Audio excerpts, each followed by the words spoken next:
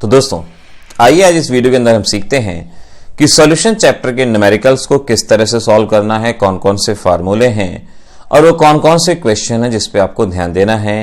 आइए चलते हैं लैपटॉप की तरफ और सीखते हैं सॉल्यूशन चैप्टर के न्यूमेरिकल्स।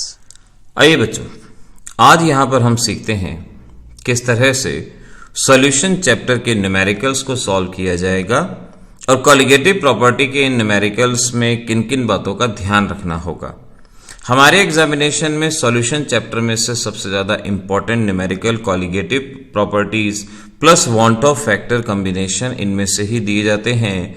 आइए इस वीडियो के अंदर समझते हैं कि कॉलिगेटिव प्रॉपर्टी के न्यूमेरिकल्स को किस तरह से हमें करना होगा। सबसे पहले हमें यहां समझना है एलिवेशन इन बॉइलिंग पॉइंट। जैसे कि आप सभी जानते हैं 4 तरह की कॉलिगेटिव प्रॉपर्टी होती हैं। सबसे पहले एलिवेशन इन बॉइलिंग पॉइंट की बात करेंगे। आप ध्यान रखें, किसी भी लिक्विड के अंदर अगर आप नॉन वोलेटाइल सॉल्यूट मिलाते हैं तो उसका बॉइलिंग पॉइंट बढ़ता है। यहां पर दिया गया है T नॉट है boiling point of pure solvent, TB है बॉइलिंग पॉइंट ऑफ सॉल्यूशन।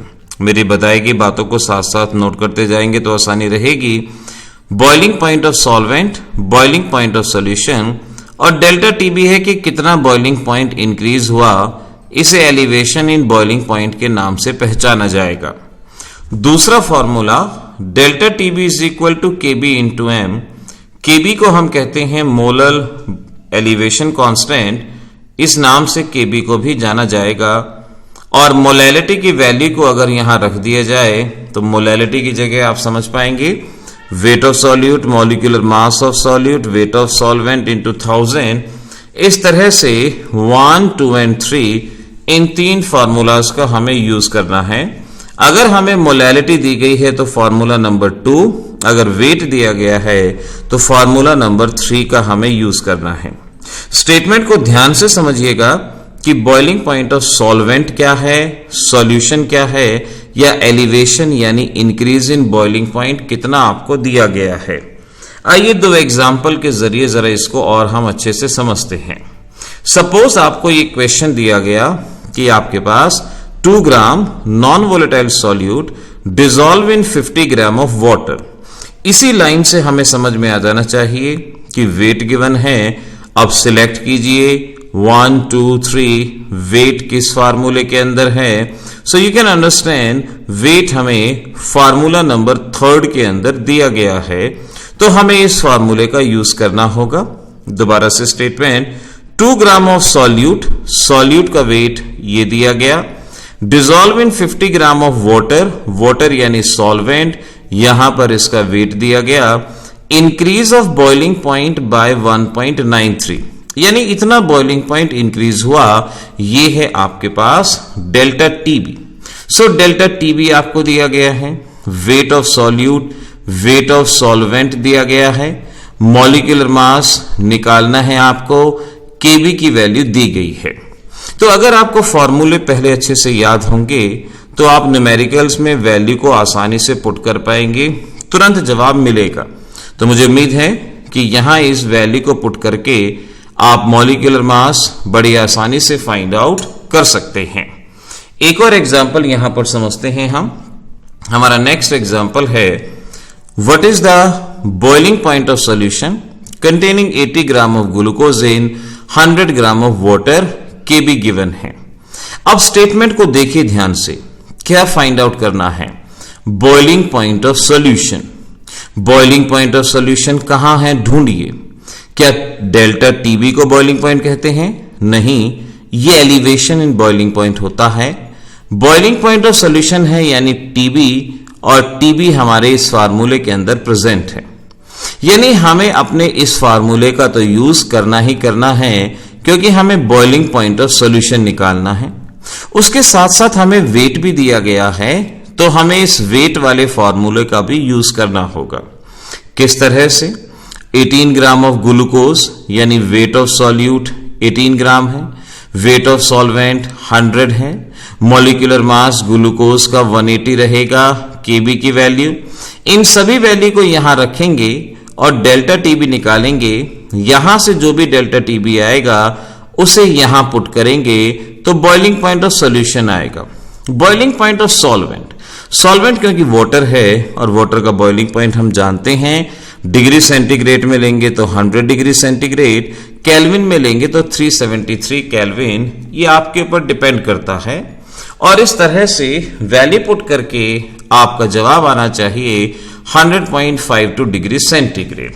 जरूर इस वैल्यू को पुट करके देखें, इस न्यूमेरिकल को सॉल्व करके देखें। हमारी नेक्स्ट कॉलिगेटिव प्रॉपर्टी है depression in freezing point. Depression in freezing point के भी फॉर्मूले ऑलमोस्ट वैसे ही हैं जैसे एलिवेशन इन बॉइलिंग पॉइंट में, जरा सा इसके अंदर फर्क है। तो जानते हैं कहां पे है। पहला फॉर्मूला डेल्टा टीएफ, इसे डिप्रेशन इन फ्रीजिंग पॉइंट। किसी भी नॉन वोलेटाइल सॉल्यूट को अगर हम लिक्विड में डालते हैं तो उसका फ्रीजिंग पॉइंट डिक्रीज होता है। कितना डिक्रीज होता है, वो depression in freezing point delta TF कहा जाता है। टी नॉट है freezing point of pure solvent और टीएफ है फ्रीजिंग पॉइंट ऑफ सॉल्यूशन। इसके बाद उसी तरह से delta TF is equal to K F into M. K F को मोलर डिप्रेशन कांस्टेंट या क्रायोस्कोपिक कांस्टेंट भी कहते हैं, और मोलैलिटी की वैल्यू पुट कर दें तो ये फार्मूला तैयार है। मोलैलिटी की जगह wait of solute, molecular mass वगैरह बिल्कुल उसी तरह से है। फर्क बस यहां है, एलिवेशन इन बॉइलिंग पॉइंट में सॉल्यूशन का बॉइलिंग पॉइंट माइनस सॉल्वेंट का होता है, लेकिन यहां सॉल्वेंट का फ्रीजिंग पॉइंट माइनस सॉल्यूशन का फ्रीजिंग पॉइंट इस तरह से लिया जाएगा। आइए देखते हैं न्यूमेरिकल। सपोज आपको ये न्यूमेरिकल दिया गया, देखिए ध्यान से, क्या समझ पाएंगे कौन सा फार्मूला। यहां गिवन है 2 gram of non volatile, wait given है। एकदम से दिमाग क्लिक करेगा, वेट कौन से फार्मूले में है, थर्ड फार्मूले के अंदर, और किसी में तो वेट है ही नहीं, तो सीधी सी बात है थर्ड फार्मूले का यूज होगा। 2 gram of non volatile solute dissolve in 50 gram of water, solute का वेट गिवन है, वाटर यानी सॉल्वेंट का वेट गिवन है। लोअरिंग ऑफ फ्रीजिंग पॉइंट यानी इतना फ्रीजिंग पॉइंट डिक्रीज हुआ यानी डेल्टा टीएफ दिया गया है, मॉलिक्यूलर मास निकालना है, और इस तरह से इन वैल्यूज को रख के आप जवाब बड़ी आसानी से अपना ले पाएंगे। तो बच्चों न्यूमेरिकल कोई मुश्किल नहीं है, हार्ड नहीं है। पहले फॉर्मूले को अच्छे से समझिए, ध्यान से समझिए, और फिर वैल्यूज को पुट कीजिए, ये बड़ी आसानी से सॉल्व होता है। थर्ड कॉलिगेटिव प्रॉपर्टी है ऑस्मोटिक प्रेशर, और ऑस्मोटिक प्रेशर का formula P is equal to CRT। P is the osmotic pressure, C is the concentration or molarity, R is the ideal gas constant, लेकिन इस case में इसे ideal solution constant कहेंगे, temperature in Kelvin scale। और now concentration होता है number of unit, number of mole per unit volume, यानी C is equal to N by V, V इधर ले गए तो PV is equal to nRT। इस तरह से ये इक्वेशन हमारी फॉर्म हो जाएगी, और इसी चीज में नंबर ऑफ मोल की जगह वैल्यू पुट करें वेट अपॉन मॉलिक्यूलर मास, तो ये रहेंगी। यानी अगर आपको ऑस्मोटिक प्रेशर के न्यूमेरिकल सॉल्व करने हैं तो न्यूमेरिकल में देखना होगा, अगर कंसंट्रेशन गिवन है तो ये formula, number of mole given है तो ये फॉर्मूला, वेट गिवन है तो ये फॉर्मूला, बड़ी आसानी से इस चीज को कर पाएंगे। मेन इंपॉर्टेंट बात होती है आर की यूनिट क्या लेंगे, तो आर की यूनिट डिपेंड करेगी प्रेशर के ऊपर। प्रेशर एटमॉस्फेयर में हो सकता है, बार में हो सकता है, पास्कल में हो सकता है। अगर प्रेशर एटमॉस्फेयर में है तो वॉल्यूम लीटर में लेंगे, और बार में है तो भी लीटर के अंदर ही लेंगे। आर की वैल्यू अगर प्रेशर एटमॉस्फेयर में है तो 0.0821, बार में है तो 0.083, और पास्कल में है तो 8.314, ये लेंगे आर की वैल्यू। पहले फॉर्मूले को अच्छे से समझ लो, याद कर लो, रट लो, और उसके बाद इन यूनिट कन्वर्जन को सीख लो। न्यूमेरिकल तो बच्चों गलत हो ही नहीं सकता। एक न्यूमेरिकल सॉल्व करके देख लेते हैं। कहा गया osmotic pressure of benzene containing 5 gram of polystyrene पर लीटर, 5 ग्राम वेट गिवन है ना। हमने कहा अगर मोलैरिटी होती तो ये, नंबर ऑफ मोल होते तो ये, वेट होता तो ये, तो क्योंकि वेट गिवन है तो ऑब्वियस है हमारा थर्ड फॉर्मूला यूज होगा। तो 5 ग्राम ऑफ पॉलीस्टायरीन यानी वेट आ चुका है हमारे पास, per litre was found to be 7.6 atmosphere. Atmosphere unit है ऑस्मोटिक प्रेशर की, यानी P की वैल्यू 7.6 एटसेट्रा, और उसके बाद पर लीटर तो वॉल्यूम कितना हो गया 1 litre, volume is in litre. Estimate the molecular mass निकालना है। टेम्परेचर डिग्री सेंटीग्रेड में दिया गया है, केल्विन में कन्वर्ट करेंगे 273 प्लस 25 डिग्री 298 केल्विन, तो टेम्परेचर भी हो गया 298 केल्विन। तो आपके पास वेट भी आ गया, प्रेशर भी आ गया, वॉल्यूम भी आ गया, टेम्परेचर भी है, मॉलिक्यूलर मास बताना है। आर की यूनिट क्या लें, क्योंकि हमने देखा ऑस्मोटिक प्रेशर एटमॉस्फेयर में है, तो आर की वैल्यू 0.0821, और इस वैल्यू को लेके वैल्यू पुट करके जवाब आपका यही आना चाहिए। सॉल्व करके देखिए जवाब आता है या नहीं। तो आप में से जो बहुत सारे बच्चे कहते हैं सर न्यूमेरिकल नहीं बनता, अरे न्यूमेरिकल बनता नहीं है, बनाना पड़ता है, पकाना पड़ता है। इंग्रेडिएंट्स को समझ लो, फॉर्मूलों को अंडरस्टैंड कर लो, तुरंत सॉल्व होगा, दिक्कत नहीं आएगी। ऐसे ही एक और खास बात याद रखनी है, एक इंपॉर्टेंट क्वेश्चन रहता है इस टॉपिक में, आइसोटोनिक सॉल्यूशन आता है। आइसोटोनिक सॉल्यूशन यानी जिनका ऑस्मोटिक प्रेशर सेम होता है, उसको सॉल्व करने की एक छोटी सी ट्रिक है कि जो भी आइसोटोनिक होगा वहां एक का वेट अपॉन मॉलिक्यूलर मास दूसरे के वेट अपॉन मॉलिक्यूलर मास के बराबर होगा। एक बहुत फेमस क्वेश्चन है ये। 5% सॉल्यूशन ऑफ केन शुगर यानी C12H22O11 इज आइसोटोनिक विद इतने % urea, find the molecular weight. समझ जाओ, जब शब्द आ गया आइसोटोनिक तो सिर्फ इतने फार्मूले का भी यूज कर लोगे, ये भी आपका करेक्ट हो जाएगा। 5% का मतलब हुआ 5 ग्राम प्रेजेंट इन 100 ग्राम, यानी वेट ऑफ केन शुगर कितना लेंगे 5 ग्राम। मॉलिक्यूलर मास कितना 342। 0.877% का मतलब वेट हुआ 0.877 ग्राम इन 100 ग्राम, तो आपके पास 0.877 आ जाएगा। M2 की वैल्यू निकाल लेंगे, तो W1 हो गया 5, M1 हो गया 342, W2 0.877, M2 की वैल्यू फाइंड आउट करनी है, और ये सॉल्व करके यही वैल्यू आनी चाहिए। कॉम्पिटिटिव एग्जामिनेशन में और बोर्ड एग्जामिनेशन दोनों में ही डिप्रेशन एंड फ्रीजिंग पॉइंट और ऑस्मोटिक प्रेशर सबसे ज्यादा इंपॉर्टेंट रहता है।